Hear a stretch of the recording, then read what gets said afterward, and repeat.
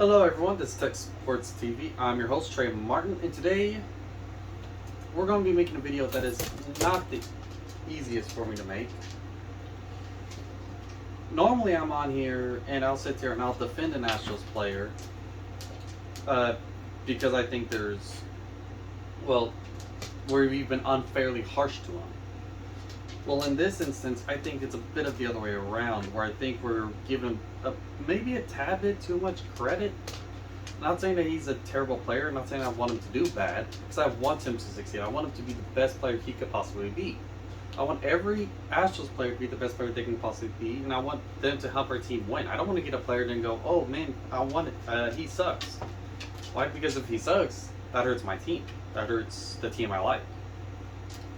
I want my team to do well. In order for my team to do well, the players need to do well. And so if I want my team to do well, I want my players to do well. Well,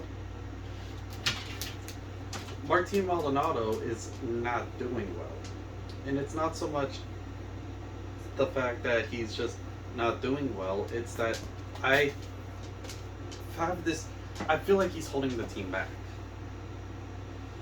Now, how could I sit here and talk about this player not doing well when I have to defend Jake Myers not doing well, or Jose Abreu not doing well? Well, Jose Abreu is someone that we just signed and we haven't had a whole lot of time with yet. But he does have a history of success. So I think that there's a chance he comes back. Same with Alex Bregman, he has a history of success. And then when it comes to Jake Myers, we haven't seen a whole lot of him at all. Dubon, he's gotten a whole lot better recently. We can see how a player can turn things around. And again, we can see how a player who had lots of struggles can turn things around. Jake Myers, a player that was vehemently attacked by fans. And here he is. His batting is improving. His defense is improving. And why did I defend him? Well, because he's not in the last year or so of his career. He's still young, so there's still time and room for him to grow. This is like he came up in 21. This is 23. Yeah. So throwing a judgment on him like that is not fair. Maldi, on the other hand, it's towards the end of his career, and the catcher position I don't think is as long lasting as some of the other positions. I think shortstop might be a little bit. I think shortstop is another position where it might not be as long lasting. I think two of the longest lasting positions would be something like a pitcher or first baseman. But essentially, Maldi just hasn't been doing well. And I don't think his batting has never been the greatest. Maldi, again, it's not just his batting. When he's on the team, he kills rallies. He not just kills rallies, he hurts the team overall. Yes, we saw that one time in the World Series where he extended a rally that gave us a win in Game 6 by getting hit by pitch. That's a career highlight for him, getting a hit by pitch. That tells you how bad of a batter he actually is. And it shows up on the batting too. Like this year, the run scored when Maldi's in the starting lineup is only 4 runs, which is pretty decent. That's because of the other batters. With Diaz and Salazar right now, it's from 4.14, the run scored becomes 5. That is better. Now, the gap has changed. I mean, Maldi has increased his batting a little bit, so that it used to be a lot lower. I believe at one point it was a difference of 2 and 6. So the fact that it's this close now, when Maldi's had many more games, that it's just telling how much struggles Maldonado goes through. And but what's the thing that we talk about? Well, Maldi helps the team in other ways. Yeah, he's cuts out base stealers. Well, he's been struggling with that. Diaz has a better caught stealing rate than Maldi. In fact, at one point last night, I fully looked into the stat. Diaz threw out the same number of runners as Maldi, and he had less steal attempts on him. So he caught the same number of stealers with less attempts. So automatically that makes his caught stealing ratio a whole lot better. But outside of that, the team, the team supposed to be doing better with Maldi, they have a losing record with Maldi in the lineup. For the longest time, they were undefeated with him out of the lineup, and now but now they got some losses. But with Maldi in the starting lineup, they are 13-15 in the 2023 season. They're below 500. It's better than it was earlier this year, but still below 500. Diaz is 6 with Diaz in the starting lineup, 6-3. With Salazar in the starting lineup, 1-0. So without him in the starting lineup, the Astros are 7-3. Yeah, it's not the biggest sample size with the backup catchers, but the fact that right now, this late in the season, we have a winning record with the backups and a losing record with Maldi shows that Maldi's holding the team back in that aspect as well. And then runs allowed, he helps the pitchers. Well, with Maldi, we have allowed 4.04 runs. With Diaz and Salazar, we've allowed 2.8 runs. And then we can go into the catcher's ERA. Maldi's allowed 3.46 runs, and Diaz has allowed 2.7. Yeah, not just Diaz. Yeah, Diaz allowed 2.7.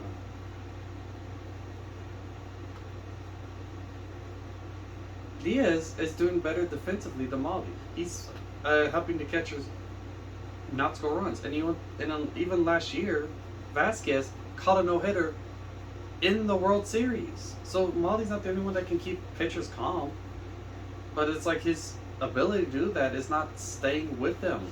And we got other catchers that can keep pitchers calm, keep the run count low, giving up runs on the other team, and still help the team score runs by not being a rally killer in the lineup. Because it's not just the fact that Maldi's an easy out and we don't expect anything. He is in fact a rally killer. There were multiple times this year where I'm watching the game and then we have a rally that started to go, but then Maldi gets in the lineup and just kills the rally. Whether it be a 2-out rally, a 1-out rally, or something, he just kills the rally. And yes, that is the thing. Momentum is important in any kind of game, football, baseball, whatever. Momentum is important. So when you have someone in there that's just an automatic rally killer on offense, it does hurt the team. And it shows with how we score less runs with Maldi in the lineup, with how we have a losing record with Maldi in the lineup. He is a rally killer. But it's not just that. It's like something that I said even before this year was I feel like Maldi in our lineup hurts Castro. I'm not saying Castro was 100% going to be the much better catcher than Maldi that year, but in 21, both Maldi and Castro had a 3.82 ERA, catcher's ERA. Because again, their catcher's ERA. Maldi 3.46, Diaz 2.7 this year. In 2021, Maldi was 3.82, and Castro's was 3.82 as well. They had the same catcher's ERA. In 22, Maldi had a 2.91 catcher's ERA, and Castro had a better catcher's ERA, 2.46. But that's not that big of a difference. And Maldi still seems to have some of that defensive value on him with catching down base stealers. I think part of the reason why he went away may not be entirely because of his age, but also because of the bigger bases. I do think that's a factor. But in 23. But in 22, I think we ruined, in 22 and 21, I think we ruined Castro. And part of the reason why I say that is for a little while, like, he did not get consistent starts despite being a really good catcher. And he was a good catcher. And not only did he not get consistent at bats, despite him being a lefty hitter who would struggle more against lefty pitchers versus righty pitchers, for some reason, for a little while, it seemed like he only started against lefty pitchers. He only started against lefty pitchers. They give Maldi all the other starts and then put Castro against a lefty, despite being a lefty hitter. Not the smartest thing to do in the world. And yeah, that's going to hurt him. Like, he retired, and I don't know if he would have retired after last year if he was just if he would have just kept playing and if he would have gotten a fair shot. I don't think we gave him a fair shot. I think Dusty and Maldi, they just kind of had him in the backup, and then Castro was just not given a fair shot. And Vasquez, it would have been nice to keep him, but nope, we lost him. There goes him being a future catcher for our sake. And now we have Diaz, who could be our future catcher. Yander Diaz or Corey Lee, both of which we're not able to get. And we're not really developing that well right now because we still are focusing mostly on protecting Malden. And I'm not just talking about this year. I'm talking about our obsession with Maldi is going to hurt us in the long run once he's gone. Because Maldi's not going to be with us forever. This could be his very last season with us. He is getting up there in age, and this could be his retirement season. This could be his. Who knows what could happen? And the fact that we are so obsessed with Maldi that we put him in a World Series game when he had a broken hand or broken wrist or whatever it was, despite having Vasquez, who is a pretty good catcher himself, who again threw a no-hitter in the World Series, who has some good hits in the World Series, who was definitely a much better hitter than Maldi was, and that the obsession with Maldi is going to hurt our future because obsession with Maldi ruined Jason Castro. I believe that. That's something that I have said. I don't know if I've said it on video yet, but I've said it in person. I've said it to people. I think it ruined Castro, and I think we didn't give him our fair shot. Castro, I don't think got a fair shot, which is sad. Castro the Astro, just not a fair shot.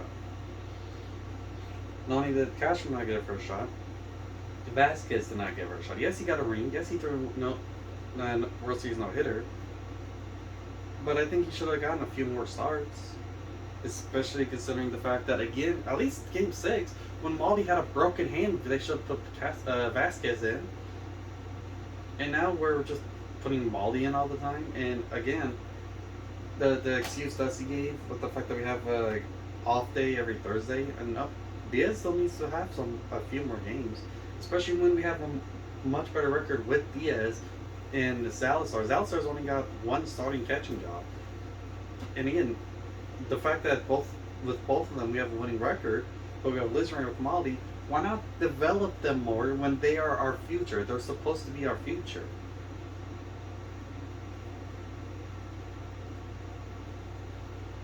I think part of the reason Corey Lee being in the minors is because they want to protect him so that he can get them everyday starts, so that when Maldi retires, we can actually have someone who has had some consistent at-bats go up. Because it's not going to happen unless like some major injury happens, which I don't want players to get injured. I want our players to do well. I want Maldi to do well. And right now, I'm not just thinking about Maldi, I'm thinking about the team as a whole. And he's holding the team back, not just this year, but our future. He's going to hold the team back. So what are we going to do once he retires? Go out there and just hope that a free agent falls into our lap? Or why don't we just start developing the players that we have now while we start looking for a potential replacement? Because if we want to stay consistently good, we got to look for replacements while we have the players still. We had to look for first, just like we're going to have to start looking for a Jose Altuve replacement while we still have Altuve.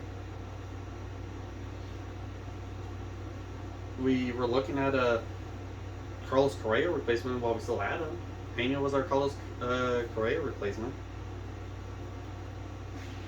We got to look at replacements. And if we just hope a free agent falls in our laps, we could end up with a Jose Abreu again. But then, Jose Abreu still could be very good with us. He could become a Michael Brantley type player where he gets some consistent at-bats and consistent swings. But I think we were really hoping that a player like Anthony Rizzo, the first baseman for the New York Yankees, was kind of going to fall in our laps. But he didn't. Instead, we got Jose Abreu. When we actually had plans, we got a Jeremy Pena. We got to have a plan. The future of the team is just as important as the now. We want to win now, but we also want to win in the future. If we don't focus on the future at all, this streak that we're on, this ALCS consistency that we've been going on, this World Series consistency we've been going on, it will go away. We got to think about the future. We want to win. I want to win more World Series. I want to keep this team to stay good. In order to do that, we have to think about the future. And that's it for today. That's basically this video. And again, I don't hate Maldonado. I do want him to be good. I seriously do think that he is holding the team back in more ways than one. He's not just holding the team back this year. I think he's going to be holding us back after he leaves if we do not seriously consider replacements, because we really do. And so have a good one. Talk to you later. Let's go Astros. Let's hope we get a win today over the Cubs.